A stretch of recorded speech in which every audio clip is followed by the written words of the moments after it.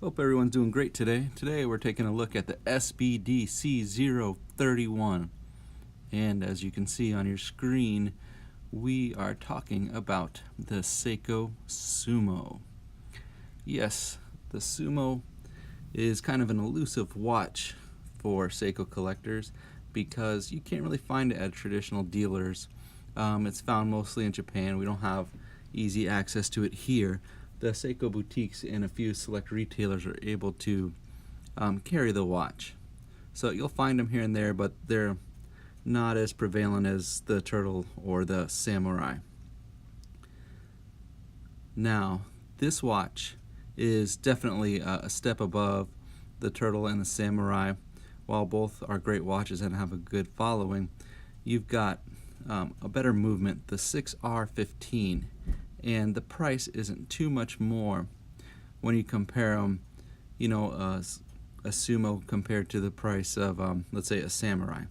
So you get a really nice movement for the price. In a way, I kind of wish maybe you'd get some Samurais or Turtles with the 6R movement, but that's what the SUMO is for.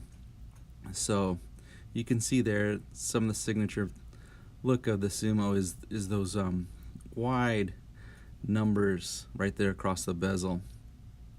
Really gives it a different, distinct look. While the casing and stuff is more traditional, it looks like a regular dive watch.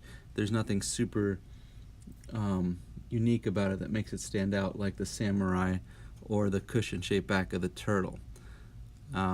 Still, the SUMO is a classic-looking watch. It's cool. It's not too tall, which is nice. Or wide, I should say. It's about 13.5 millimeters thick, and the case itself is a 44 millimeter case. And the crystal is your usual Seiko Hardix mineral crystal. Again, this is a step above some of the other dive watches, but it's nothing in comparison to some of Seiko's elite marine master pieces. It kind of bridges that gap, but it's a 200 meters water resistance. So what do you get with the 6R15 movement? Now, the 6R15 movement is about 50-hour power reserve compared to the 40 hours of the 4R movements. And here you can see it on my wrist.